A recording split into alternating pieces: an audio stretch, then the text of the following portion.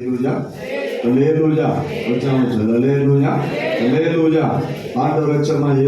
நாமத்தினாலே இந்த நாளிலே கர்த்தருடைய சபையில் வந்திருக்கிற கர்த்தரை ஆராதிக்க வந்திருக்கிற யாவருக்கு நன்றி நான் தெரிவித்துக் கொள்கிறேன். கர்த்தரை அவரை ஆசீர்வதித்து ஆண்டவரை வழி நடத்துவாராக. அல்லேலூயா. கர்த்தருடைய கிருபை இந்த நாள் நம்மோடு கூட இருந்து இந்த 4 மாதங்கள் நடத்தி வந்தபடினாலே ஆண்டவருக்கு நன்றி செலுத்துகிறேன். வருகிற மாதங்களை வருகிற நாட்களை கர்த்தர் நமக்கு ஆசீர்வாதமான நாட்களை கர்த்தர் மாற்றி கொடுக்கும்படி நாம் தொடர்ந்து ஜெபிப்போம். கர்த்தர் பெரிய காரியங்களை செய்து கர்த்தரை நடத்துவாராக. பிரியமானவர்களே, கடந்த நாட்களில் 2 விதமான ஆவிகளை குறித்து நாம் அறிந்து கொள்ளும்படியான கிருபைகளை 2 விதமான ஆவிகளில் ஒரு ஆவி வஞ்சிக்கிற ஆவியை குறித்து நாம் தியானிக்கிற ஒரு பெரிய பாக்கியத்தை கர்த்தர் தந்தபடினாலே ஆண்டவருக்கு நன்றி செலுத்துகிறோம். அல்லேலூயா. அது நம்மை வஞ்சிக்கிற ஆவி, அது தேவ சமூகத்தில் நம்மை பிரிக்கிற ஆவி, கர்த்தருடைய மகா யுத்த நாளுக்கு நம்மை ஆயத்தமாக்குகிற ஒரு பொல்லாத ஆவி என்பதை குறித்து நாம் அறிந்து கொள்ளும்படியான கிருபைகளை கர்த்தர் நமக்கு தந்தார். வெளிப்படுத்தின விசேஷம் 16வது அதிகாரம் 13, 14 வசனங்களை வாசிக்கும் போது வேதம் சொல்லுகிறது, அப்பொழுது வலு சர்ப்பத்தின் வாயிலிருந்தும் மிருகத்தின் வாயிலிருந்தும் கள்ள தீர்க்கதரிசியின் வாயிலிருந்து 3 விதமான ஆவிகள் புறப்பட்டு வந்தது. அது பிசாசுகளினால் உண்டான ஒரு ஆவி. பிசாசுகளின் ஆவிகள் வேதம் சொல்ல மாத்திரமல்ல, கடைசி நாட்களில் நடக்க போகிற என் தேவன் நடத்த போகிற அந்த யுத்த நாட்களில் அவருக்கு விரோதமாக ஒரு கூட்டத்தை எழுப்பும்படியாக இந்த 3 விதமான ஆவிகள் இந்த உலகத்தில் அது செயல்பட்டு கொண்டிருக்கிறது என்பதை குறித்து நாம் அறிந்து கொள்ளும்படியான ஒரு பெரிய பாக்கியத்தை கர்த்தர் தந்தபடினாலே ஆண்டவருக்கு நன்றி செலுத்துகிறேன். அல்லேலூயா. இந்த உலகத்தில் பிரியமானவர்களே, ஆரம்ப நாட்களிலிருந்து இந்த 3 விதமான ஆவிகள் செயல்பட நீங்கள் அறிந்து கொள்ள முடியும். கடைசி நாட்களில் அது செயல்படுவது மாத்திரமல்ல, ஆரம்ப நாட்களில் இந்த ஆவி செயல்பட்டு கொண்டிருக்கிற ஒரு காலம். வலு சர்ப்பத்தின் ஆவி, அந்தி கிறிஸ்துவின் ஆவி அல்லது கள்ள தீர்க்கதரிசியின் ஆவி அந்த நாட்கள் சரி, அந்த நாட்களே அது செயல்பாடு குறைவாக இருந்தாலும் இந்த கடைசி நாட்களில் ஆண்டுடைய மகிமையான வருகை நாட்களில் அவன் அதிகமாய் அவன் தீவிரித்து அவன் செயல்பட்டு கொண்டிருக்கிற ஒரு காலம் இந்த காலம். அல்லேலூயா. அநேகர் இந்த 3 விதமான ஆவிகளுக்கு அவர்கள் விழுந்து போகிறார்கள். ஆனால் தான் விழுந்து போனோம் என்பது அவர்களுக்கு தெரியாத நிலைமையில் இருக்கிறார்கள். நம்ம நினைக்கிறேன், நான் நல்ல ஜெபம் பண்றேன், ஆண்டவருக்குள்ள இருக்கிறேன், நான் ஆண்டவரோடு கூட உறவாடுகிறேன், ஆண்டவர் அபிஷேகத்தை தந்திருக்கிறார், வல்லமைகளை தந்திருக்கிறாரு, வரங்களை தந்திருக்கிறாரு, நான் தொட்டா குணமாகுது, நான் தொட்டா விடுதல் உண்டாகுது, நான் ஒரு காரியத்தை செய்தால் அது அப்படி நடக்குது இப்படி நடக்குதுன்னு சொல்ல பெருமை பாராட்டி கொண்டு இருக்கிறோம். ஆனால் நமக்கு தெரியல, நம்ம வஞ்சிக்கிற இந்த 3 விதமான ஆவிகளுக்கு அடிமைப்பட்டு இருக்கிறோம் என்று சொல்லி நமக்கு தெரியாத ஒரு சூழ்நிலைக்குள்ள இன்னைக்கு நாம் வாழ்ந்து கொண்டிருக்கிறோம். அல்லேலூயா. நம்ம இதை தெளிவா நம்ம படிக்க போறோம். வெளிப்பாடு நம்ம அறிவதற்கு முன்பதாக இந்த ஆவிகளின் உலகத்தை குறித்து நம்ம அறிந்து கொள்ளணும். அது என்னென்ன செயல்பாடு, அது என்னென்ன காரியங்களை கொண்டு வரும் என்பதை நாம் அறிந்து கொள்ளும் போதுதான் வெளிப்பாட்டு விசேஷத்தினுடைய சில விளக்கங்களை தெளிவுகளை நீங்கள் நாம் பெற்றுக்கொள்ள முடியும். அந்த ஆவிகளை கொண்டு நீங்க நாம் அறிந்து கொள்ளப்படியாக இருக்கிறோம். கடந்த நாட்கள் நான் சொன்னேன், வலு சர்ப்பத்தின் ஆவி பிரியமானவர்களே, அது ஒரு காரியத்தை செய்யும். என்ன செய்யும் என்று சொன்னால், உலகம், மாமிசம், பிசாசு இந்த 3க்குள்ளே நம்ம வைத்திருக்கிறோம். அல்லேலூயா. சாரி, கண்கள் நிச்சய மாம்சத்தின் ஜீவனத்தின் பெருமை, கண்கள் நிச்சய மாம்சத்தின் ஜீவனத்தின் பெருமை, இந்த 3க்குள்ளே நம்ம வைத்து நம்மை வஞ்சிக்கிற ஒரு பொல்லாத ஆவிதான் வலு சர்ப்பத்தின் ஆவி. நமக்கு தெரியாது, ஆனா நம்ம விழுந்து நிற்போம். அல்லேலூயா. நம்ம விழுந்து வைக்கிறோம், ஆனா நமக்கு தெரியாது. நம்ம ஆண்டவர் ஆராதிக்கிற பிள்ளைகளை போல இருக்கும், ஒரு பெரிய ஒரு ஆண்டவர் ஆராதிக்க சந்ததி நம்ம வந்தது போல இருக்கும், ஆண்டவரோடு கூட இந்த உறவு சரியாக இருக்குன்னு நம்ம சொல்வது போல இருக்கும். ஆனா இந்த 3 கண்களிச்சு மாம்சத்தின் ஜீவனத்தின் பெருமையில இன்னைக்கு விழுந்து ஆண்டவருக்கு விரோதமா செயல்படுகிற கூட்டமா நம்ம மாறிக்கொண்டே இருக்கிறோம். மறந்து விடக்கூடாது. இரண்டாவதாக சொன்னேன், வலு சர்ப்பத்தின் ஆவி, சாரி, அந்தி கிறிஸ்துவின் ஆவி. இந்த அந்தி கிறிஸ்துவின் ஆவி என்ன செய்ய சொன்னா, ஆண்டவர் என்ன உபதேசம் பண்ணாரோ, இயேசு இந்த உலகத்தை என்ன செய்தாரோ அதற்கு விரோதமாக செயல்படக்கூடிய ஒரே ஆவி அந்தி கிறிஸ்துவின் ஆவி. அல்லேலூயா. அல்லேலூயா. உதாரணம் ஒரு காட்சி, இயேசு சொன்னாரு, சமாதானம் பண்ணுகிறவர்கள் பாக்கியவான்கள், அவர்கள் என்ன செய்வாங்க? சமாதானம் பாக்கியவான்கள், அவர்கள் சமாதானம் பண்ணுவார்கள். சமாதானம் பண்ணுகிறவர்கள். இது யாருடைய உபதேசம்? அந்த கிறிஸ்துடைய உபதேசம் என்ன? சமாதானம் இருக்க நினைச்சாலும் இருக்கணும். நல்ல கலகத்தை உண்டு பண்ணிட்டு என்ன செய்வோம்? அவன் இருப்பான். இன்னைக்கு தேசத்துல என்னது? ஜாதிகளுக்கு விரோதமா ஜாதிகள் கலகு கூட்டம், ஜனங்களுக்கு விரோதமா ஜனம். தேசத்துல நடக்கிற காரியம், ஒவ்வொரு தேசத்துக்கு விரோதமா ஒரு தேசம் யுத்தங்கள் நடத்தி கொண்டு வர. ஏன்னா சமாதானமா வைக்கிறது அவங்க பிடிக்கவே பிடிக்காது. அதுல இல்லையா, நீங்க சமாதானம் கொஞ்ச நேரம் இருந்தாலும் உங்களை தூண்டி விடுவான். ஏதாவது ஒரு பிரச்சனை உருவாக்க, ஏதாவது ஒரு கலகத்தை உருவாக்க தூண்டி விட்டுட்டே இருப்பான். நமக்கு தெரியும், நம்ம நான் ஜோம் பண்ணிட்டே இருக்கேன், நான் ஆவிக்குரிய வாழ்க்கையில இருக்கிறேன், நான் அப்படி இருக்கிறேன் நம்ம நினைக்கிறோம். ஆனா நம்மளை தூண்டிட்டே இருப்பான் கலகத்தை உண்டு பண்ணும்படியாக. அதான் இது ஒரு உதாரணம் சொன்ன தெளிவா நம்ம படிக்க போறோம். இயேசு என்ன உபதேசம் பண்ணாரோ அந்த உபதேசத்துக்கு விரோதமாக நம்மை எழுப்பி விட்டு கர்த்தருடைய வார்த்தையை நம்மை விட்டு அகற்றுகிற ஒரு வேலை செய்கிறவன் தான் அந்த கிறிஸ்துவனுடைய ஆவி. அல்லேலூயா. மூன்றாவது சொன்ன கள்ள தீர்க்கதரிசியின் ஆவி.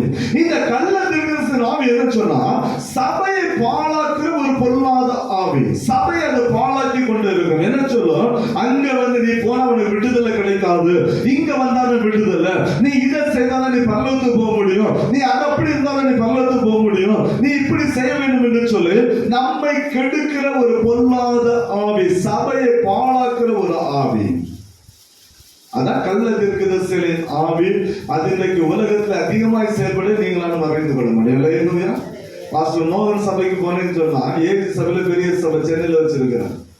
அது ஒரு பிரசங்க சொல்லுவாரு. என்ன சொல்லுவாருன்னா, ஏன் நான் ஊழிய நடத்திட்டு இருக்கிறேன், பெரிய சபை வச்சிருக்கிறேன், ஆனா யார் சபைக்கு முன்னாடி ஒரு வேன் வந்து இருக்கு. எதுக்கு? இங்க ஒரு மக்களை கூட்டிட்டு போறது. இந்த வேன் விட்டு இழுத்துட்டு போறாங்க சபை மக்களை, வஞ்சிக்கிற ஒரு கூட்டம். இவளுக்கு என்ன கோயில அன்பு சபை போனா நடந்து போனோம். இது அப்படி வீட்டு முன்ன வண்டி வருது, கோயிலுக்கு இறங்கணும், கோயிலுக்கு இறங்கினா வீட்டுல இருந்து இறக்கி விட்டுட்டு போறாங்க. எவ்வளவு சொகுசா இருக்கு தெரியும்.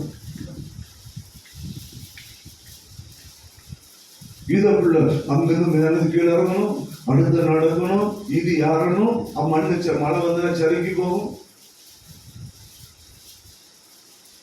நல்லா புரிஞ்சுக்கிறாங்க. ஆவிகளின் உலகத்திலே வஞ்சிக்கிற பொல்லாத ஆவிகள் உலகத்தை நீங்கள் நான் வாழ்ந்து கொண்டிருக்கிறோம். வஞ்சிக்கிற பொல்லாத ஆவிகளின் கூட்டத்திலே வாழ்ந்து. இயேசு சொன்னார் மத்திய 24, கிறிஸ்து இங்கே இருக்கிறார் அங்கே இருக்கான்னு சொன்னா என்ன செய்யாத? நம்பாதன்னு சொன்னாரு. ஆனா நம்ம அதை நம்பிதான் ஓடணும். கர்த்தருக்கு விரோதமா, வார்த்தைக்கு விரோதமா. அவன் சொல்றான், இயேசு இங்கே இருக்கிறார், இங்க வந்தாதான் அவர் ஆராதிக்க முடியும், இங்க வந்தா அபிஷேகம் பெற்றுக் கொள்ள முடியும், இங்க வந்தா இயேசு சொன்னாரு, நீ அபிஷேகம் வந்தாலும் எருசலேம் மட்டும் என்ன செய்ய வெளியே போகாதுங்கிற யாருடைய உபதேசம்? இயேசுடைய உபதேசம். ஆனா இன்னைக்குள்ள ஊழியர்களோட உபதேசம் என்ன? இங்க வந்தாதான் உனக்கு எல்லாம், இங்க வந்தாதான், இங்க வந்தாதான், இங்க வந்தா அங்க போகாத, அங்க ஒண்ணுமே இல்லை. கள்ள தீர்க்கதரிசியின் ஆவிகள் இந்த உலகத்தை இழந்து கர்த்தருடைய சபையை பாழாக்கி கொண்டிருக்கிற ஒரு காலகட்டத்தை நீங்கள் நான் வாழ்ந்து கொண்டிருக்கிறோம். அல்லேலூயா. 3 விதமான ஆவி, 3 விதமான கிரிகளை செயல்படுத்தி கர்த்தருடைய யுத்தத்துக்கு ஒரு கூட்ட ஜனத்தை சேர்த்து கொண்டு நமக்கு தெரியல, நான் வஞ்சிக்கப்பட்டு கொண்டே இருக்கேன்னு சொல்லி நமக்கு தெரியாதபடிக்கு இன்னைக்கு அவனுடைய வலைகள்ல இன்னைக்கு நம்ம விழுந்து கிடக்கிறோம். அந்த வஞ்சகலை வலைக்குள்ளே நாம் விழுந்து கிடக்கிறோம், மறந்து விடக்கூடாது. இன்றைக்கு அதனுடைய தொடர்ச்சியாக அந்த மனு சர்ப்பத்தின் ஆவி செய்யக்கூடிய 3 விதமான கிரியைகளை நான் உங்களோடு கூட பகிர்ந்து கொள்ளும்படியாக இருக்கிறேன். வேதம் என்ன சொல்கிறது பிரியமானவர்களே? 1 யோவான் 2வது அதிகாரம் 15, 16, 17 வசனத்தை வாசிக்கலாம். 1 யோவான் 2வது அதிகாரம். உலகத்தில் உள்ளவர்களும் அன்பு கூறாதிருங்கள்.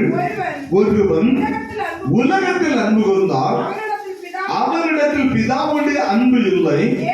ஏனெனில் மாம்சத்தின் இச்சை, கண்களின் இச்சை, ஜீவனத்தின் பெருமை இவை எல்லாம் உலகத்தில் உண்டானவைகள், அது பிதாவினால் உண்டானவைகள் அல்ல. நல்ல உலகத்தில் உண்டானவல்ல. உலகமும் அது நிச்சயம் ஒழிந்து போகும். தேவனுடைய சித்தப்படி செய்யணும், என்னென்னைக்கு நிலைத்திருப்பான். அல்லேலூயா. வேதம் சொல்லுகிற ஒரு காரியம், கண்கள் நிச்சயம், மாம்சத்தின் நிச்சயம், ஜீவனத்தின் பெருமை, இது பிதாவினால் உண்டான காரியம் இல்ல, இது இந்த உலகத்தினால் உண்டான ஒரு காரியம் என்று சொல்லி வேதம் நமக்கு 1 யோவான் 2வது அதிகாரம் 15 முதல் 17 வரை உள்ள வசனத்தை வாசிக்கும் போது வேதம் நமக்கு கற்றுக் கொடுக்கிற ஒரு மகிமையான ஒரு காரியம். இந்த இச்சையின் ஆவி உலகத்தினால் உண்டான ஒரு காரியம், அது தேவனால் உண்டான காரியம் அல்ல. அல்லேலூயா. ஆரம்ப நாட்களே பிரியமானவர்களே, இதுல விழுந்து வந்த வலுசர்ப்பத்தின் ஆவிக்கு தன்னை அர்ப்பணித்தவள் ஏவாள்.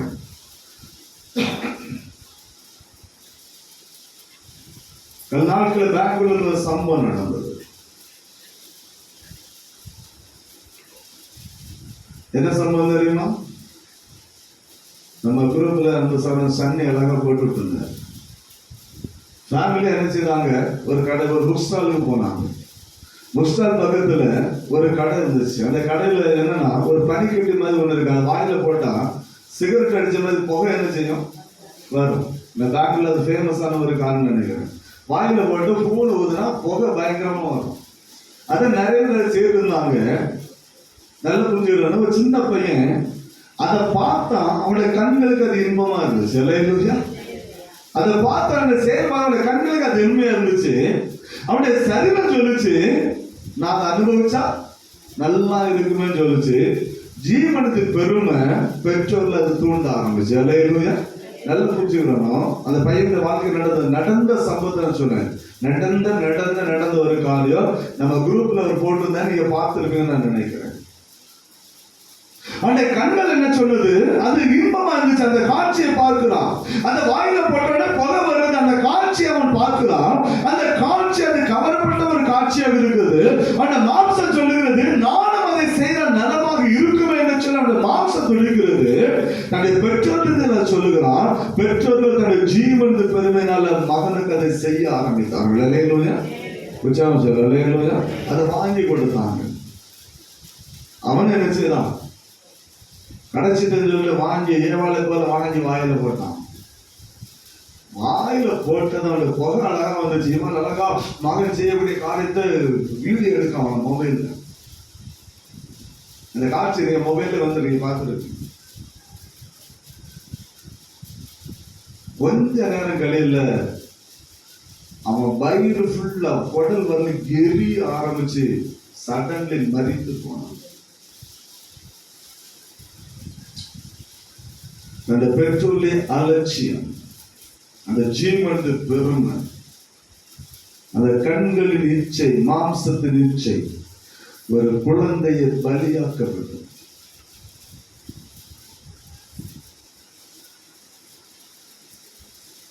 இதே போலதான் ஏதேன் தோட்டத்தில் ஒரு சம்பவம் நடந்தது. அல்லேலூயா. இதே போல ஏதேன் தோட்டத்தில் சம்பவம் நடந்தது. பெங்களூர்ல எப்படி ஒரு வியாபாரி விற்றானோ அதே போல வலு சர்ப்பம் ஏதேன் தோட்டத்தில் நுழைய ஆரம்பித்தது. என்ன செய்தமா, ஆதியாகமம் 3வது அதிகாரம் 6வது வசனத்தை வாசிக்கும் போது ஏவாளை பார்த்து ஒரு காரியத்தை செய்கிறது. ஏவாளை பற்றி பேச ஆரம்பிக்கும் போது ஏவாளுக்குள்ள தோன்றுகிற ஒரு காரியம் தான் 6வது வசனம் சொல்லுது. வாசிக்கலாம். அப்பொழுது ஸ்திரீயானவள் நல்ல அந்த விருட்சம் புசிப்புக்கு நல்லது, மாம்சத்தின் இச்சைக்கு இடம் கொடுக்கிறார். அது சாப்பிட்டா நல்லா இருக்குமே சொல்லி மாம்சத்தின் இச்சைக்கு இடம் கொடுத்தா அது பார்க்க அவ்வளவு அழகான விஷயம். அந்த படம் புத்தியை தெளிவுக்கு ஜீவனத்தை பெருமை என் புத்தி தெளிஞ்சிடும். சொல்லி அதை கனியை பறித்து அவளும் புசித்து தன் புருஷனை கொடுத்து அவனும் புசித்தான். அல்லேலூயா. இதே போல வஞ்சிக்கிற வலு சர்ப்பம் ஏவாளை வஞ்சித்தது. அந்த பழத்தை ஆண்டவர் சாப்பிடக்கூடாதுன்னு சொன்னான். அதை தொடக்கூடாது என்பது தேவனுடைய வாய்ந்து புறப்பட்ட வார்த்தை. தொடக்கூடாதுன்னு சொல்ல, அதை சாப்பிடக்கூடாதுன்னு சொன்னான்.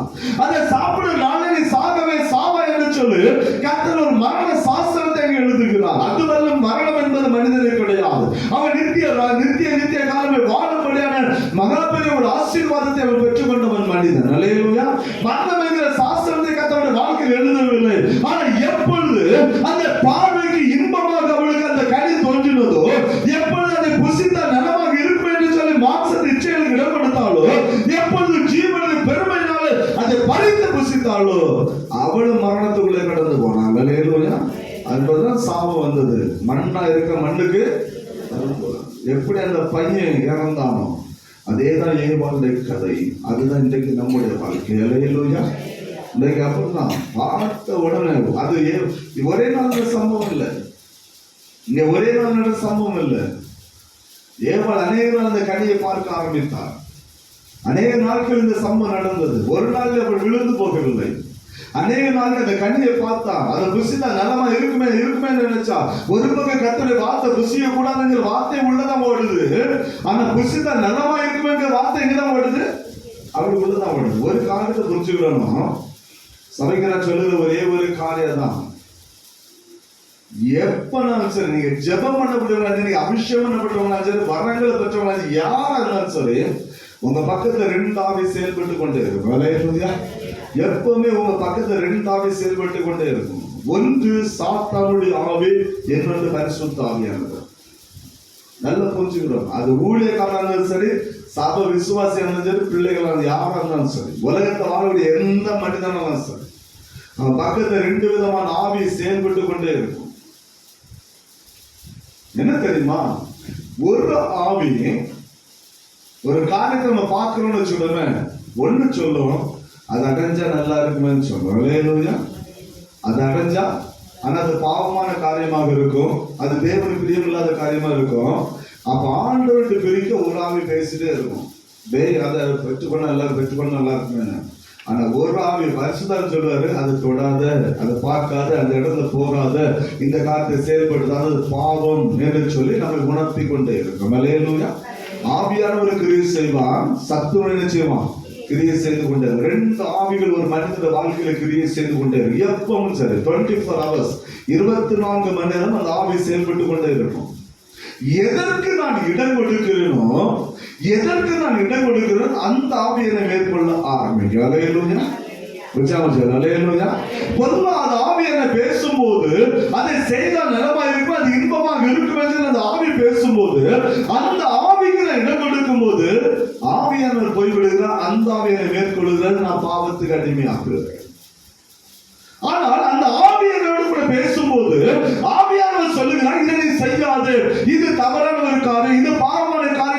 ஆவியானவர் வெளிப்படுத்தும் போது ஆவியானவர் அந்த திட்டத்துக்கு என்னை அர்ப்பணிப்பேன் என்று சொன்னால் நான் சாத்தானை என்னால் ஜெயிக்க முடியும். அல்லேலூயா.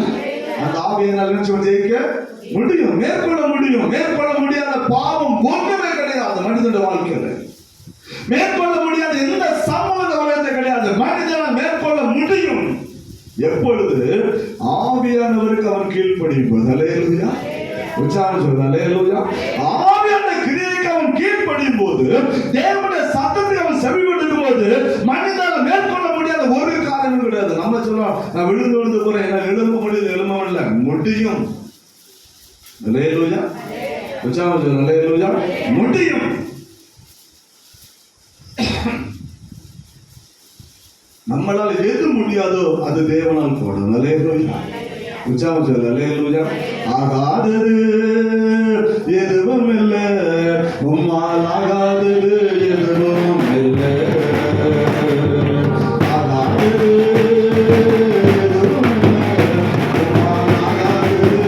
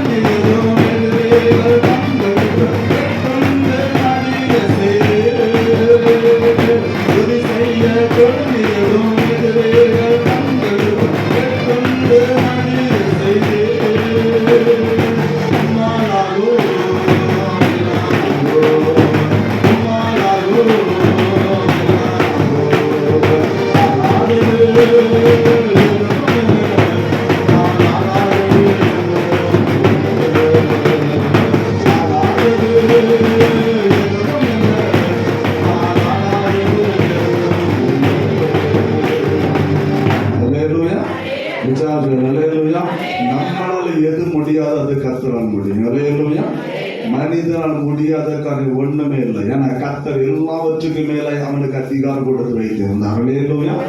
எல்லாவற்றுக்கும் மேல அதிகாரம் ஆண்டவரை போல அதிகாரம் உடையவன் மனிதன்.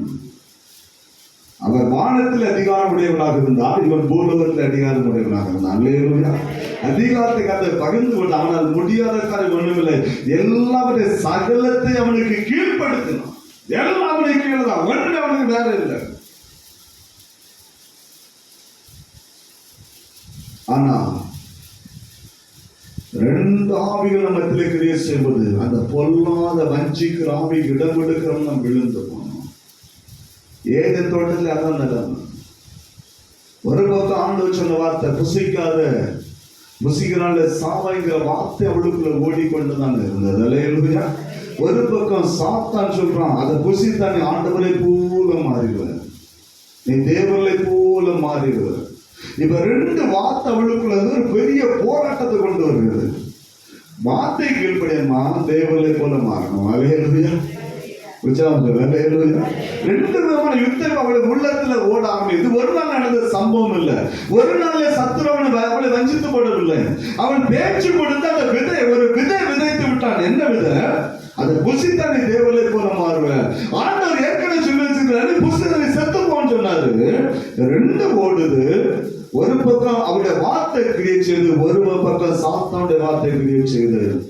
ஆனால் அவள் தேவனுடைய வார்த்தை கீழ்ப்படி, அவருடைய சத்துடைய வார்த்தை கீழ்ப்படுதபடினாலே பாவம் இந்த உலகத்தை நுழைந்தது மாத்திரமல்ல, அந்த வாழ்க்கையில மரணம் என்கிற ஒரு சாஸ்திரத்தை இந்த உலகத்தை கொண்டு வந்தவளும் அவளே. அல்லேலூயா. அல்லேலூயா. நல்ல புரிந்து கொள்ளணும். அதான் வலு சர்ப்பத்தின் ஆவி. தந்திரமாய் செயல்படணும். ஒரு வார்த்தை மட்டும் போட்டு விட்டுருவோம், அந்த வார்த்தை உள்ள என்ன செய்யும்? கிரியை செய்து இருக்கும். ஒரு பக்கம் நான் சொல்ல, ஒரு பக்கம் நம்ம ஜெபம் பண்ணுவோம், ஒரு பக்கம் ஆண்டவரோட போராடிட்டு இருப்போம், ஒரு பக்கம் நம்ம நல்ல ஆவி ஜெப ஆவினால் நிரப்பப்பட்டு இருப்போம், வரங்கள் செயல்படும், அந்நியவாச பேசுவோம், ஆண்டவரோட உறவாடி இருக்கும், ஆண்டவர்கள் இப்படிதான் இருப்போம். ஆனா இடையில ஒரு வார்த்தை மட்டும் போட்டு விட்டு வேணும். அந்த வார்த்தை மனிதன் மூலமாக வரலாம், பெற்றெடுத்த பெற்றோர் மூலமாக வரலாம், உடன்பிறந்த சகோதரர் மூலமாக வரலாம், அல்லது நம்ம அதிகமா நேசிக்கிற நண்பர் மூலமாக வரலாம். ஏதோ ஒரு விதத்துல ஒரு வார்த்தை உள்ள போட்டுருவான். அந்த வார்த்தை உள்ள என்ன செய்யும்? கிரியை செய்து இருக்கும். அந்த வார்த்தை கிரியை செய்ய ஆவியானவர் பேசிட்டு இருப்பாரு. ஆனா எதற்கு நம்ம இடம் கொடுக்கிறோமோ அது நம்ம மேற்கொள்ள ஆரம்பிக்கும். அதுதான் வலு சர்ப்பத்தின் ஆவி. அதுல ஏவாளுக்குள்ள கொண்டு வந்த முதல் பாவம் மாம்சத்தில் இச்சை. இந்த இச்சையை ஆண்டவராய் இயேசு கிறிஸ்துவின் சம்பந்தம் கொண்டு வந்தான்.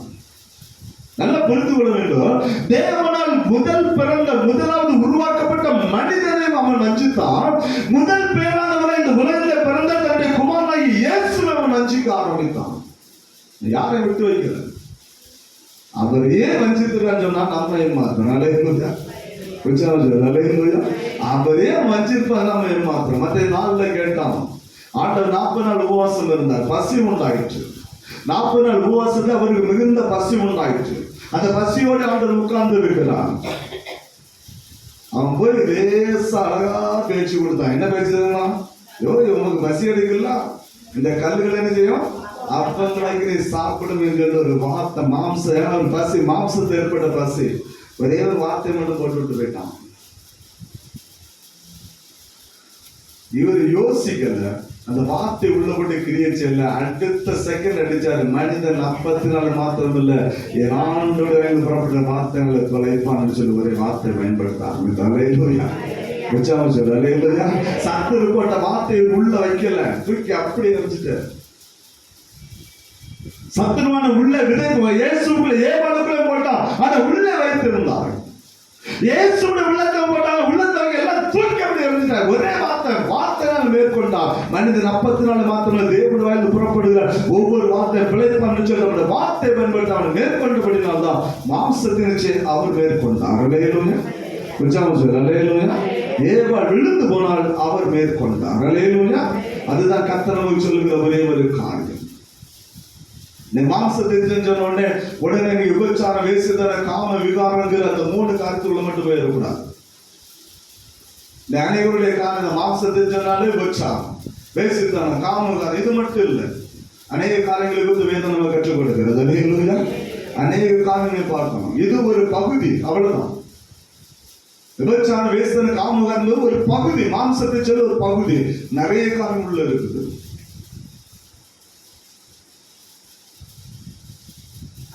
உதாரணம் சொன்னா இஸ்ரவேல் ஜனங்களை பற்றி நம்ம பார்க்க முடியும். வாசிக்கலாம். சங்கீதம் 78வது சங்கீதம், சங்கீதம் 78 18வது வசனத்தை வாசிக்கலாம்.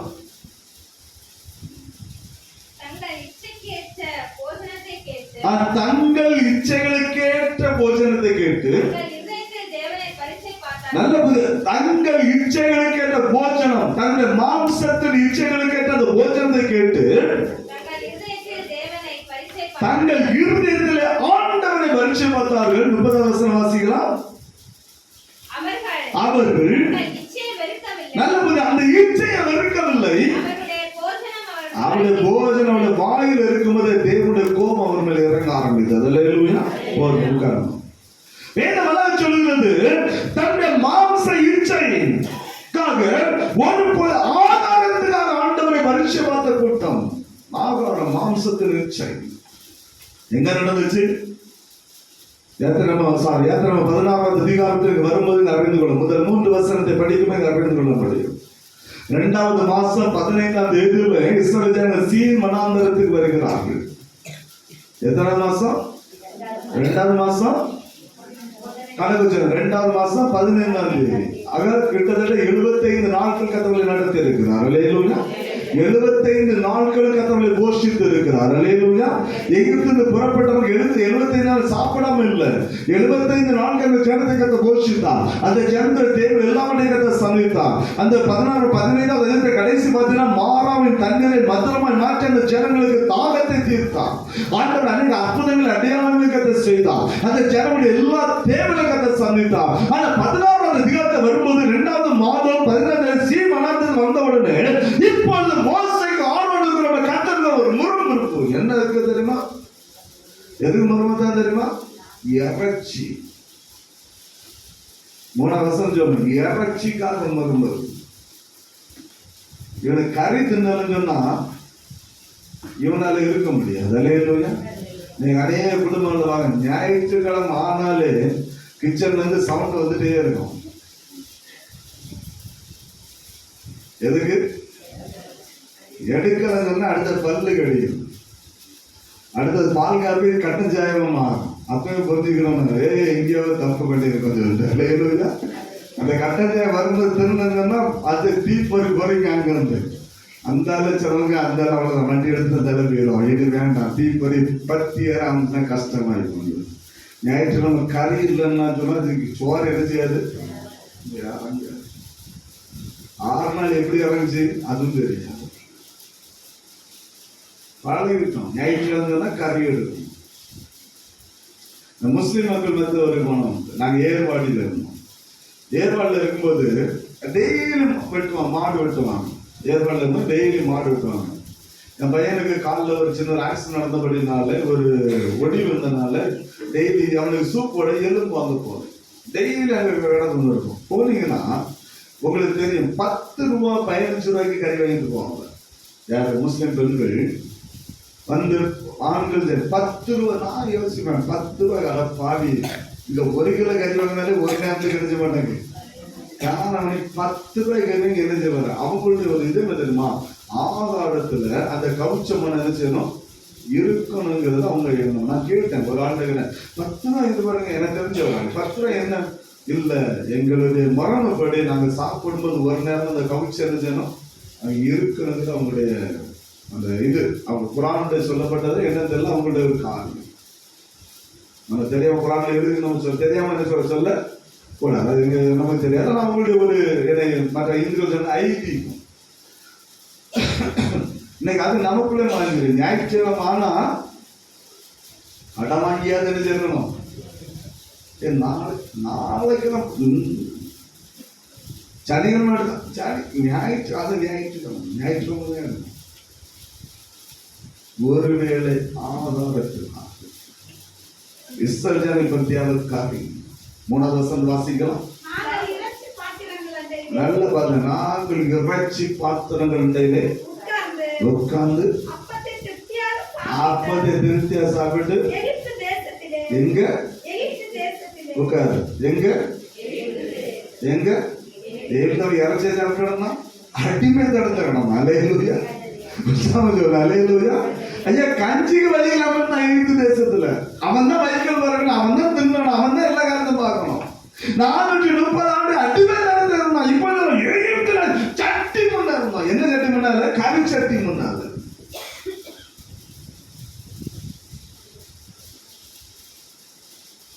எகிப்துல கறி சட்டி முன்னால அப்பதான் அப்படி முக்கிய துண்ணிட்டு இருந்தோம். देखो ஆனமே இல்ல காட்டுல எகிப்துல நல்லா பாருங்க அங்கதான் நீ முறையிட்ட. அங்கதான் முறையிட்ட. ஆண்டவரே, அடிமை தன்ல இருக்கிறோம், எங்களை விடுவின்னு சொல்லி யாத்திரை 2வது அதிகாரம் கடைசி வருஷம் நீ தான் முறையிட்ட. என்னை விடுவி ஆண்டவர், என்னை விடுவி, என்னை விடுவின்னு சொல்லி 400 வருஷமா நீ கத்துனியே. 2 மாசம் தான் ஆச்சு ஆண்டவர் வெளி நடத்தி கொண்டு வந்தாங்க. அடிமை தன்ல வெளியே கொண்டு 2 மாசம் 15 நாள் 75 நாள் தான் ஆச்சு. இவனுக்கு அவர் கரை சட்டி முன்ன இருந்தார். எகிப்துல எங்க சட்டி முன்ன இருந்தான்?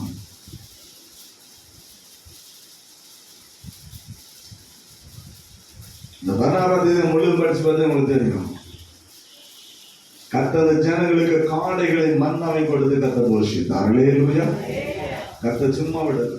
மாம்சத்தின் இச்சை ஆண்டவருக்கு முறுமுறுக்கிற கூட்டம். அடிமைத்த விடுதலை பத்தி கவலை இல்லை. போன அங்க திருமணம் சீரழிவு. அல்லேலூயா. இவங்க அதை பத்தி இவனுக்கு தேவையானது காரி.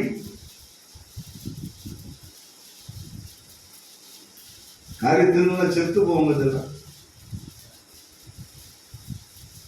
மாம்சத்தின் இச்சை இன்னைக்கு அநேக ரகம்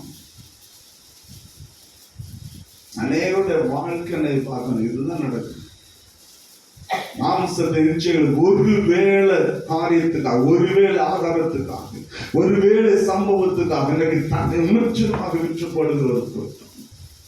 ஏழை மோச சொன்னா டெய்லி காலைல மன்னாவு இருக்கும். அன்னன்னைக்கு தேவைக்கு என்ன செய்யணும்? எடுக்கணும். மறுநாளுக்கு எவனும் சேர்க்கப்படாது. ஆனா சனிக்கிழமை ஆனா ஞாயிற்றுக்கிழமை சேர்த்து என்ன செய்யணும்? எடுக்கணும். கூடுதல் எவனும் தொடக்கூடாதுன்னு சொல்லி கட்டளை கொடுத்தான். கேட்கல. 16ஆம் அதிகாரம் 20வது வசனத்தை படிச்சு பாத்தீங்கன்னா அள்ளி எடுத்தான். எடுத்து வச்சு தின்னு பார்த்தான். வீட்டுல நாத்தம் தாங்க முடியல. அல்லேலூயா. வீட்டுல நாட்டம் தாங்க முடியல. கர்த்தர் எதை சொல்றாரு அதை செய்த மாத்திரம் வாழ்க்கை ஆசீர்வதிக்கப்பட்டது. கர்த்தர் எந்த அளவு சொல்ல அந்த அளவு தான் இருக்கணும். கர்த்தர் என்ன சொல்ல அந்த அளவு தான் இருக்கும். பேழைக்கு கர்த்தர் அளவை கொடுத்தாரு. பேழை அந்த அளவுக்கு மிஞ்சி கட்டு வந்தா பேழை முங்கி இருக்கும். அந்த அளவுல 1 இன்ச்சு கூட்டிருந்தாலும் 1 இன்ச்சு குறைத்திருந்தாலும் அந்த பேழை நம்பு இருக்காது. அல்லேலூயா. ஆண்டவர் என்ன சொல்லாதபடி செய்ய கட்டளை பெற்றிருக்கிற நீங்கள் தான் அந்த வலுசபத்தின் ஆவியில் தந்திரமாய் நுழையும். தந்திரமான வார்த்தை உள்ளவர். சும்மா தான் வீட்டுல இருப்பேன். வீட்டுக்கு ஒண்ணு வரும், நம்ம குடும்பத்தை கெடுக்கு வந்து ஒரு சின்ன ஒரு கலையை மட்டும் போட்டு போயிடும். என்ன பண்ணு தெரியுமா? உங்க வீட்டை அந்த இடத்துல பார்த்தனே, அவருக்கு தேவை ஒரு போயிருப்பாரு. அது வீட்டுல என்ன செய்யணும்?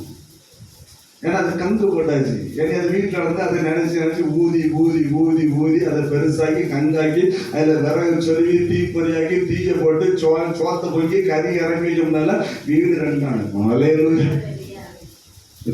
அல்லேலூயா. விழுந்தது என்னது? ஒரு பொறி தான். தண்ணியை விட்டு அதை அணைஞ்சு போகும். அவ்வளவுதான். தண்ணியை விட்டு அணைஞ்சிடும், அணைஞ்சிடும். அவ்வளவுதான். இல்ல நம்ம அதை கூடவே பார்த்தாரு. அதை ஊதி ஊதி ஊதி ஊதி அந்த சின்ன கங்கை பெருசாகி பெருசாகி பெருசாகி கடைசி விறவே சொல்லி தீய பத்த வச்சு சோத்த வாங்கி தின்னுட்டு அவ்வளவு. வீடு சின்ன பண்ணுவாங்க. நிறைய குடும்பங்கள பிரச்சனை. அல்லேலூயா. ஊர் பேச்சை கேட்டு நடக்குது. உலகம் சொல்லுவதை கேட்டு நடக்குது. வலு சிறப்பதை தந்திர குடும்பங்களை கெடுக்கிற பொருளாதார ஆவி பிரிவினை உருவாக்குவான். அதான் வேலையா தான். மாம்சத்தை எடுத்து பிரிவினை உருவாக்குற ஒரு பெரிய ஒரு காரியம். இப்ப ஆண்டவருக்கு விரோதமா யாரை உருவாக்குறா? இஸ்ரவேல் ஜனங்களை ஆனா ஆண்டு இஸ்ரவேல் ஜனங்கள் என்ன சொன்னா தெரியுமா? யாத்திராகமம் 4:22 சொல்றாரு, அது என்னுடைய சிரேஷ்டபுத்திர பாகம் சொன்னார். என்னுடைய சுதந்திரம் என் ஜனம், நான் தெரிந்து கொண்ட என் ஜனம், என்னுடைய சிரேஷ்டபுத்திர பாகம். எனக்குரியது எதெல்லாம் உண்டோ அதெல்லாம் அந்த ஜனத்துக்குரியது. அல்லேலூயா. பெரிய ஒரு ஆசீர்வாதத்தை கற்றுக் கொடுத்தான். யாத்திராகமம் 4 பெரிய ஒரு ஆசீர்வாதத்தை கற்றுக் கொடுத்தான். கத்த தெரிந்தெடுத்து அந்த வீதத்தை கத்த பேசினான். ஆனா 16வது அதிகாரத்தை விழுந்து கிடக்கலாம். கத்தரை விட்டு விலகி போனான். எதற்காக? ஒரே ஒரு இகழ்ச்சிக்காக, ஒரு சின்ன அற்ப காரியத்துக்காக. இன்னைக்கு அந்த அற்ப காரியத்துக்காக ஆண்டவரை நம்ம இழந்து நிற்கிறோம். வஞ்சிக்கிறார். வலுசத்தின் ஆவி, மாம்சத்தின் இச்சை.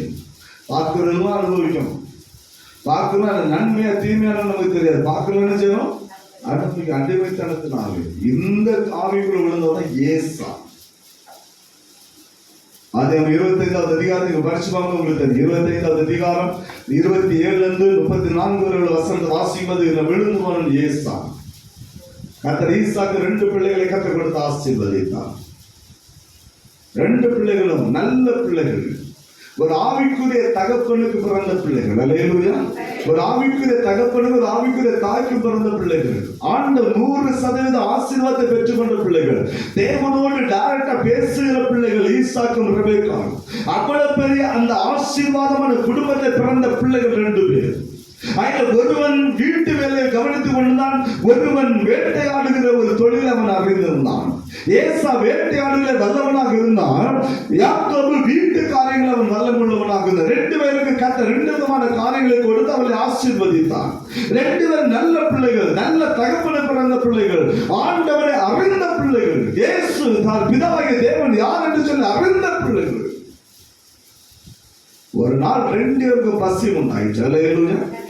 2 பேருக்கும் பசி உண்டானோடனே ஏசா என்ன செய்யறான்? வேட்டையாடு வெளியே போய்விட்டான். யாக்கோபு அங்க பயிற்றம்போலையும் அப்பத்தை அவன் பண்ணி கொண்டிருக்கிறான். அல்லேலூயா. ஆகாரம் சாப்பிடுவோம், பயிற்றம்போலையும் அப்பத்தை அவன் பண்ணி கொண்டிருக்கிறான். ஏசானது வாரம் வேட்டையாடு விட்டு களைப்போட வாரம். களைப்போட வந்தவன் வீட்டுல வந்தவனுக்கு மனம் என்ன மன அடிக்கு பைத்தங்கூட மன அடிக்கு, அப்ப சொல்லுட மன அடிக்கு. வந்து பார்க்கிறான், மனம் இருக்க விடல. ஏன்னா வயிறு என்னது? பசி. நான் 12th படிக்க முன்னால பக்கத்து வீட்டுல மீன் வாடை அடிச்சாலே நான் ஒரு கஞ்சி சாப்பிடுறேன், ஒரு பானை சோறு சாப்பிடுறேன். விலையிலுயா விலையிலுயா யார் பண்ணது? ஏன்னா மீன் இல்லைன்னா சோறு என்ன செய்யாது? இறங்க 12th பீகார் போனதுதான் அந்த மீனுங்கிற அந்த இது விட முடிய சொல்ல. ஏன்னா அங்க மீன்லாம் கிடையாது. அதனாலதான் நான் அந்த மற்ற சாதா பழக்கத்துக்கு நான் வந்தேன். காய்கறி சாப்பாடு அந்த பழக்கத்துக்குள்ள இருந்தேன். ஏன்னா 3 நேரம் மீன் இருக்கும். என்னுடைய பழக்கம் தான். ஏன்னா 97 வரல என்னுடைய பழக்கம் தான். மீன் இல்லைன்னா வீட்டுல சட்டிமான பழக்கம். 3 நேரம் மீன் இருக்கும். எங்க அம்மா எனக்கு பயந்தே மீன் வச்சிருப்பாங்க. இல்ல பக்கத்து வீட்டுல மீன் வந்தாலே கூட அந்த மனத்துல இந்த ஒரு சரம் கஞ்சி உள்ள போயிடும். நல்ல நல்ல இன்னைக்கு அப்படிதான். பக்கத்து வீட்டுல கருவாட்டு மனம் சொன்னா நம்ம வீட்டுல சோறு ஆடி வயிறு தம்பா. பக்கத்து வீட்டுல கறி வந்ததுன்னா இங்க சாப்பாடு இறக்கும். மனம் ஏசாவுக்கு அப்படிதான். தம்பி சுடக்கூடிய அந்த அப்பமும் அந்த பயிற்றம் கூட அவனுக்கு நல்ல மனம். நேரம் உள்ள போன சொன்னா, தம்பி பசியா இருக்கு, எனக்கு கொஞ்சம் தாண்டிக்கிறேன். அலையலுயா வச்சாங்க. அலையலுயா அவன் கேட்டதுல தப்பு கிடையாது. ஏன்னா பசி, நம்ம பசியா இருந்தா நினைச்சுவோம். நம்ம எங்க ஊர்ல ஒரு பழக்கம் உண்டு. எங்க ஊர்ல என்னன்னா, எங்க ஊர்ல நாடக கம்யூனிட்டி இருக்குது, நம்ம கம்யூனிட்டி இருக்கிறாங்க, நாயர் கம்யூனிட்டி இருக்கிறாங்க, இந்து கிறிஸ்டின் எல்லாரும் கலப்படமா இருக்கிறோம். முஸ்லீம் மக்கள் 2-3 மக்கள் உள்ள இருந்தாங்க. ஆனா எங்க ஊர்ல என்ன தெரியுமா, அந்த ஜாதி மதம் எல்லாம் எங்களுக்கு தெரியாது. பசி எடுத்துதுன்னா எந்த வீட்டு அடுக்கலைக்கு நாங்க போயிடும். அது எந்த வீடு, நம்ம வீடா, சொந்தக்கார வீடா, அது அவங்க நாடக கம்யூனிட்டியா, அவங்க நாயர் கம்யூனிட்டியா, அவங்க பிராமின்ஸா, இந்த பழக்கமே எங்களுக்கு தெரியாது. அவங்களும் அப்படிதான், அவங்களும் அப்படிதான். பசி எடுத்துட்டான் எந்த நேரம் உள்ள கிச்சன்ல போய் சோத்தை போட்டு தின்னு முடிச்சு பிளேட்டை தூக்கி அப்படி வீசிட்டு வந்துட்டே இருக்கும். அலையிலுயா யாரும் நினைச்ச மாட்டாங்க, கேட்க மாட்டாங்க. அப்படி ஒரு ஐக்கியம் எங்க ஊர்ல அன்னைக்கு இருந்துச்சு. இப்ப அது வித்தியாசமா இருக்கு. எங்க காலத்துல நான் சொன்னேன், அவ்வளவு ஒரு ஐக்கியம். யாராலும் சரி அப்பா அம்மா பெரியவர்கள் நினைச்சோமா கூப்பிடுவோம். அது யாராலும் சரி அப்பா அம்மா அந்த வார்த்தை வேற எங்களுக்கு எதுவுமே தெரியாது. அப்படிப்பட்ட ஒரு காலகட்டத்தை வாழ்ந்திருந்து கொண்டுதான் இருக்காங்க. அதே போலதான் ஏசாவுக்கும் பசி உண்டான தன் தகப்பு தன் சகோதரன் கேட்கலாம், எப்ப எனக்கு பசி உண்டாயிட்டு எனக்கு கொஞ்சம் அப்பமும் கொஞ்சம் பைத்தமும் தான்னு கேட்கிறான். யாக்கோபு ஒரு தந்திரசாலி, ஆனா அவன் எத்தனை நம்ம சொல்றோம், அவன் ரொம்ப தந்திரம் உள்ளவன். அவனுக்கு தேவை என்ன தெரியுமா? அந்த சேஷ்ட புத்திர பாகம். அந்த பாகத்துடைய மேன்மையை நன்றாக அறிந்து வைத்திருந்தான் யாக்கோபு. சேஷ்ட புத்திர பாகம் என்ன தெரியுமா? அது தன் தகப்பனுக்கு பிறந்த முதல் பிள்ளை கிடைக்கிற பெரிய பாக்கியம். தன் தகப்பனுடைய ஆஸ்தியில 2 பங்கு அவனுக்கு கொடுக்கும். இப்பதான் இஞ்சி தப்பு கூடாது. அண்ணனா இருந்தாலும் தம்பியா இருந்தாலும் அக்கா தங்கச்சி இஞ்சி தப்பு கரெக்டா நூறு கம்ப கரெக்டா தண்ணிய கரெக்டா அடி தப்பிட கூடாது. அன்னைக்கு அப்படின்னா சேஷ்டபுத்திர பாகம் சொன்னாலே அந்த சேஷ்ட முதல் மகனுக்கு 2 பங்கு ஆசீர்வாதம் கொடுத்தே அவன். தேவனுடைய சட்டம் அதுதான். அவன் தான் தன்னுடைய தகப்பனுடைய எல்லா ஆசீர்வாதத்துக்கு சுதந்திரவாளி. அப்படிப்பட்ட பெரிய பாக்கியம் அந்த சேஷ்டபுத்திர பாகத்துக்கு உண்டு. அதனாலதான் பிதாவுடைய சேஷ்டபுத்திர பாகம் குமாரனுக்கு உண்டு. அல்லேலூயா. ஒரே பேரான குமாரன் பிதாவுடைய சேஷ்டபுத்திர பாகம் அவ்வளவு குமாரனுக்கு உண்டு. அல்லேலூயா. பிதாவுடைய வீட்டுல அவர்தான் சுதந்திரவாளி. அல்லேலூயா. எல்லா அதிகாரத்தை பிதாவான அதனால அவருக்கு கொடுத்து வைத்திருந்தார். அல்லேலூயா. எல்லாவற்றுக்கும் சகல அதிகாரம் அவருக்கு கொடுக்கப்படும். ஏன் தெரியுமா? அவர் முதல் பேரானவர். அவரே சேஷ்டபுத்திர பாகத்துக்கு சொந்தக்காரர். அல்லேலூயா. பிதாவுடைய வீட்டுல சேஷ்டபுத்திர அவரே சொந்தக்காரர். அதுதான் அவர் மனிதனுக்கு கற்றுக் கொடுத்து வைத்திருந்தார். எவன் சேஷ்டபுத்திர பாகம் உடையவனாக இருக்கிறானோ அவன் தகப்பனுடைய வீட்டுல சுதந்திரவாளி. அவனுக்கு இரட்டிப்பான ஆசீர்வாதம் கொடுக்கணும். அவன் மேன்மையானவனாக கருதப்பட்டான். அல்லேலூயா. இதெல்லாம் யாருக்கு தெரியும்? யாக்கும் தெரியும், ஏசாவும் தெரியும். இவன் புத்திசாலி. ஒரே வார்த்தை சொன்னான், பங்கத்தான் எனக்குள்ளதுதான். அல்லேலூயா. எனக்கு அந்த சேஷ்டபுத்திர பங்கத்தான் நீ கேட்கணும். அவனுக்கு தான் நடந்த சம்பவம். இவனுக்கு தேவை ஆகாரம். ஒருவேளை ஆகாரத்துக்காக சேஷ்டபுத்திர பாகத்தை விற்று போட்டான். அந்த பங்கு குறித்து அவனுக்கு கவலை இல்லை.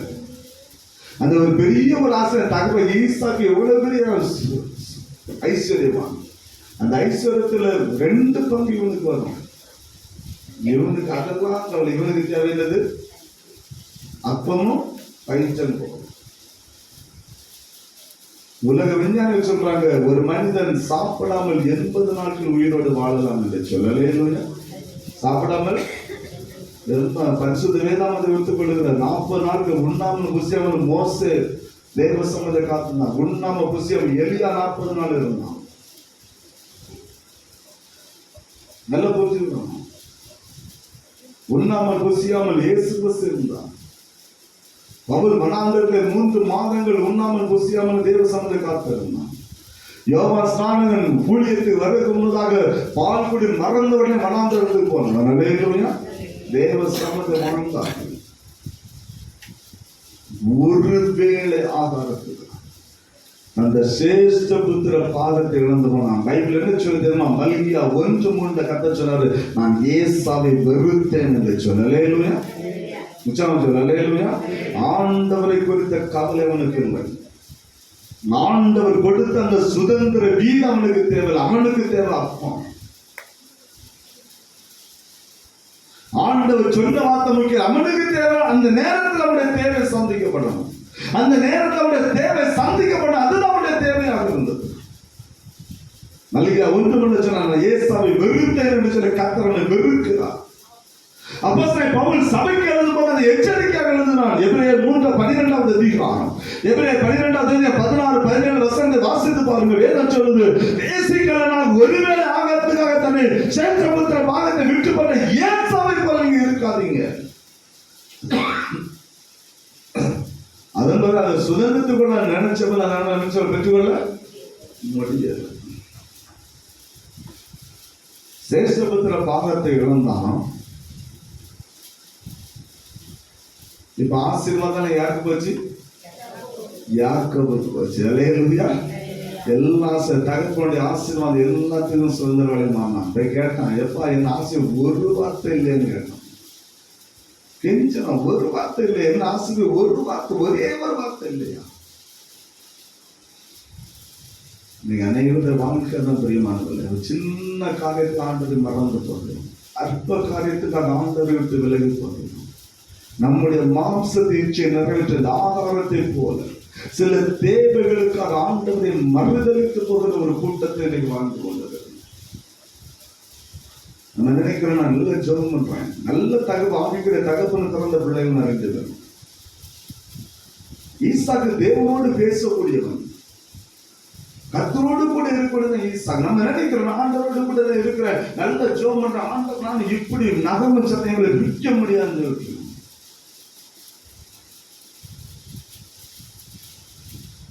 அதான் இயேசு சொன்னான், ஒருவன் தன்னைத்தானே வெறுத்து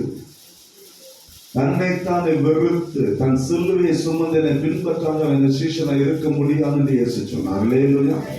எல்லாவற்றையும் வெறுக்கிற ஒருவனாலே மட்டுமே கர்த்தருடைய காரியத்தை செய்ய முடியும். அல்லேலூயா. எல்லாவற்றையும் வெறுக்கிற ஒருவனால மட்டும்தான் தேவ காரியத்தை நிறைவேற்ற முடியும். நீ சொத்துக்காக பணத்துக்காக இன்னைக்கு ஆலயத்து வராத மக்கள் உண்டு தெரியுமா? ஞாயிற்றுக்கிழமை வேலை சொல்லி போகிற மக்கள் நல்லா புரிஞ்சுக்கணும். சொத்துக்காக எனக்கு அடிப்படி சண்டை போட்டு மாம்சத்து தேவைகளுக்காக இன்னைக்கு ஆண்டவரை மறுதலிக்கிற ஒரு கூட்டம், ஆதாரத்துக்காக இன்னைக்கு சண்டை, ஒருவேளை அற்ப சந்தோஷத்துக்காக இன்னைக்கு தேவனை விட்டு பிரிக்கிற ஒரு கூட்டமா இன்னைக்கு சபை மாறிக்கொண்டிருக்கிறது. வலு சர்ப்பத்தின் பஞ்ச ஆவிகளுக்கு இன்னைக்கு உலகம் தன்னை அர்ப்பணித்து இன்னைக்கு விழுந்து கொண்டிருக்கிற ஒரு காலகட்டத்தில் நீங்களால் வாழ்ந்து கொண்டிருக்கிறோம். அல்லேலூயா. எச்சரிக்கையாக இருக்கும், எச்சரிக்கையாக வாழ வேண்டும். நம்மை சுற்றிலும் என்ன நடக்குதுன்னு நமக்கு தெரியாது. களைகளை விதைப்பதிலே வலு சர்ப்பம் வல்லவன், நம்மளை வஞ்சிக்கிறதில் அவன் வல்லமை உள்ளவன்.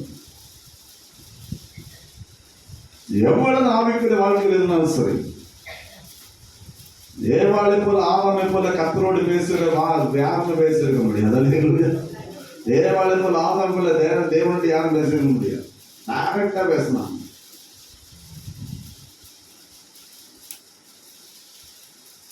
ஈசாக்கு போல ஆவிக்குரிய தகப்பன், தன் தகப்பனை ஆபிரகாமிடத்தில் ஆவிக்குரிய காலத்தை கற்றுக்கொண்டவன். பிள்ளைகள் அந்த நேரத்தில் வளர்த்தான். ஆனா ஒருவேளை காரியத்துக்காக எல்லாம் போச்சு. நம்ம எப்படி இருக்கிறோம்? எந்த ஆவிக்கு நம்ம பரிசுத்தான் இடம் கொடுக்கிறோமா, இல்ல வலு சர்ப்பத்தின் ஆவிகளுக்கு இடம் கொடுக்கிறோமா? எந்த ஆவிகளுக்கு நான் இடம் கொடுத்து நீ கர்த்தரை விட்டு நாம் விலகி நிற்கிறோம்? எச்சரிக்கையாக இருக்கும். அல்லேலூயா. எச்சரிக்கையாக இருக்கும். கடைசி காலம், வஞ்சிக்கிற காலம், விழுந்து போகிற காலம். எல்லாவற்றையும் வெறுத்து ஆண்டவரை பின்பற்றுவோம் என்று சொன்னார். இயேசுவை போல மனிதன் அப்பத்தினால் மாத்திரம் தேவனுடைய ஆவியினாலே பிழைப்பான் என்று சொல்லி வார்த்தையினாலே மேற்கொள்ளுகிற பிள்ளைகளாக மாறும்போது மாத்திரமே இந்த வலு சர்ப்பத்தின் ஆவியை மேற்கொள்ள முடியும். அல்லேலூயா. வலு சர்ப்பத்தின் ஆவியுள்ள கிரியைகளை இந்த மாம்சத்தை மேற்கொள்ளன்னு சொன்னா என் தேவனுடைய வார்த்தை எனக்குள்ள இருக்கும். அல்லேலூயா. கர்த்தருடைய வார்த்தை உள்ள நிரப்பணும். வெளியிருந்து எந்த கதை உள்ள வந்தாலும் சரி தூக்கி இயேசுவில எடுத்து தூக்கி தூரம் உள்ள வச்சிருக்க கூடாது. உள்ள வைக்கதான் ஆபத்து. அந்த காலை உள்ள இருந்து தூக்கி தூக்குறது, நீங்க காலையை பிடிக்க போடல. நம்ம குடும்பம் சின்னாபனமா இருக்கிறது, சமுதாயம் சின்னாபனமா இருக்கிறது, சபை இன்னும் அழிந்து கொண்டு இருக்கிறது. சபைக்குள்ள பிரிவினை, என் சொந்த சபைனா 3 குரூப்பை பார்க்கிறோம். அப்புறம் பெரிய சபை 150 குடும்பம் உள்ள போனா தெரியும். 3 குரூப் கிரியேச்சு. சபைக்குள்ள என்னையா பிரிவினை? பரிசுத்தாவிட சபையில என்ன பிரிவினை? சபைக்கு தலையாரு இயேசு, அவர் தலையார் கூட சபையில என்ன பிரிவினை? என்ன மார்க்க வேதம், என்ன பெருமை, என்ன பொறாமை? அவர்ல சபைக்கு தலைவர். பிரிவினை இருக்குன்னா அது சபையா? அது அந்த கிறிஸ்துவ கூடாது. அல்லேலூயா. அது வலு சர்ப்பத்தின் கூடாது. அவன் தான் பிரிவினை உருவாக்குவான். அவன் தான் வஞ்சக வார்த்தை உள்ள கொண்டு வர கலைகளை விதைப்பான். சின்ன சபை துக்கு சுக்குன்னு அவன் சுகமாக இருக்கும். நிறைய சபையில் நடக்கும். கூட்டம் முடிஞ்சா என்ன நடக்கும்? அவ்வளவுதான் இருக்க முடியாது ரெண்டங்களும். நாங்க ஒரு சர்ச்சில் ஊழியம் செய்தோம். வீட்டுல இருந்து கிளம்புதே நான் நினைச்சிருக்கேன், எப்ப இன்னைக்கு என்ன பிரச்சனை நடக்க போது தெரியும். ஒருத்த முடிஞ்சோன்னு ஆரம்பிக்கும் பிரச்சனை. அப்ப ஒரு கூட்ட சத்தியத்தை கேட்கணும் வருது, ஒரு கூட்ட பிரச்சனை உருவாக்குன்னே சமைக்கிறது. எச்சரிக்கையான கர்த்தருடைய சபை பாழாக்கிறவன் சங்கரிக்கப்பட்டு போவான்.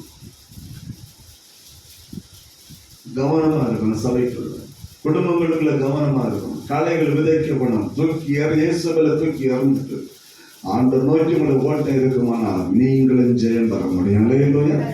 நீங்களும் ஜெயத்தை பெற்றுக் கொள்ள முடியும். எச்சரிக்கையாக கவனம் உள்ளவர்களாக இருக்கும் ஆசீர்வாதத்தை நீங்கள் சுதந்திரத்துக் கொள்ள முடியும். அப்படிப்பட்ட ஒரு பாக்கியத்தை கர்த்தர் நமக்கு தரும்படியாக அவருடைய சம்பந்த அர்ப்பணித்து சொல்லுமா. கர்த்தர் நம்மை ஆசீர்வாதத்தை நடத்துவாராக. ஆமென். ஜெபம் செய்வோம். மகா இரக்கமுக்கு ஆண்டவர் ஆசீர்வதிக்கப்பட்ட இந்த வேலைக்காக நமக்கு நன்றி செலுத்துகிறோம். எங்களோடு கூட பேசினீர், நமக்கு நன்றி ஆண்டவர். ஆண்டவரே, தெளிவான சில காரியங்களை கற்றுக்கொள்ளும்படியான கிருபைகளை தந்தீர், நமக்கு ஸ்தோத்திரம்.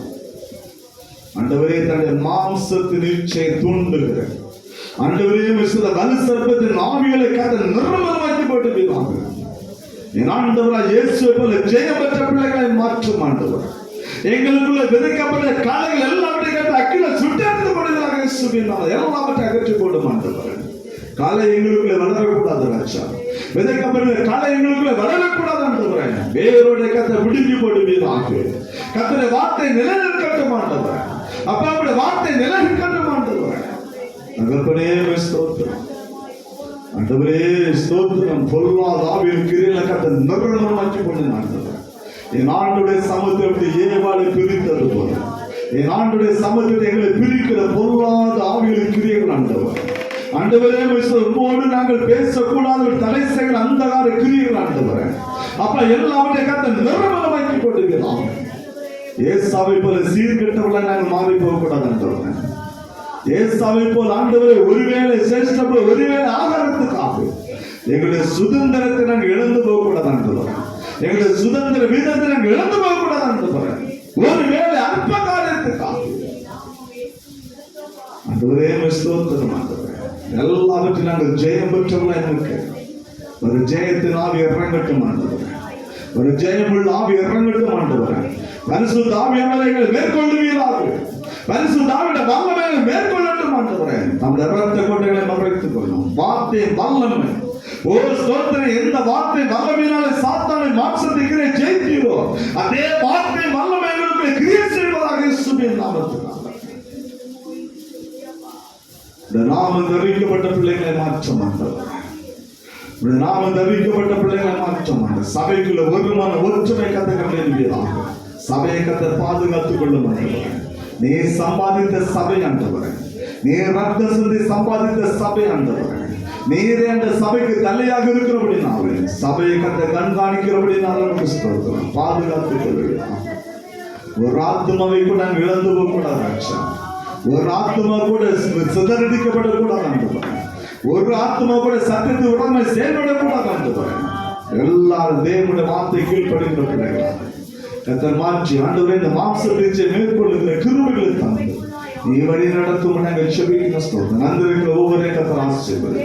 ஒவ்வொரு வல்லமை நிரப்பும். ஒவ்வொரு தேவாவில நிரப்பும் ஆண்டவரே. ஒவ்வொரு மேல கர்த்தர் அபிஷேகம் இறங்கட்டும் இயேசுவின் நாமத்தினாலே. நம்முடைய சட்டைகள் மறைவுகளை கர்த்தர் வைத்து பாதுகாத்து நீ நடத்தும்படியாக நம்ம தகப்பனை கிருபையை நாங்கள் செபிக்கிறோம். ஸ்தோத்திரம். பிள்ளைகளை கர்த்தர் ஆசீர்வதி.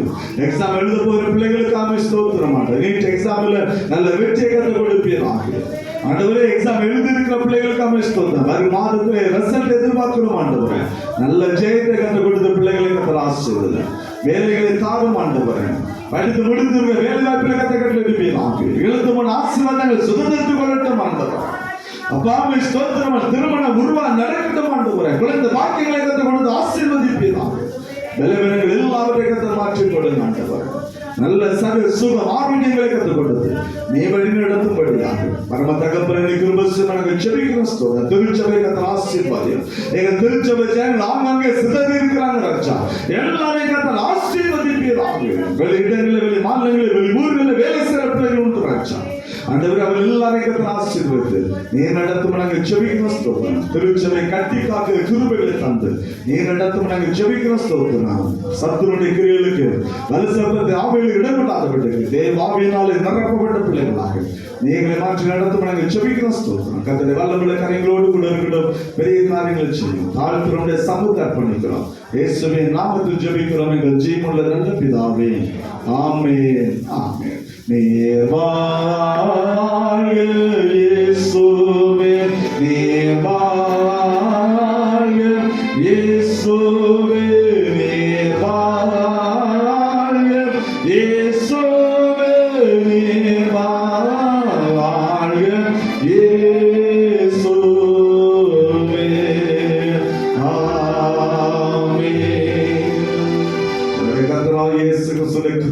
பிதாவாகிய தேவனுடைய அன்பும் பரிசுத்தாவியருடைய ஐக்கியமும் ஸ்நேகமும் இன்று வேண்டும் சதா காலங்களிலும் நாம் அனைவரோடு கூட தங்கி இருப்பதாக.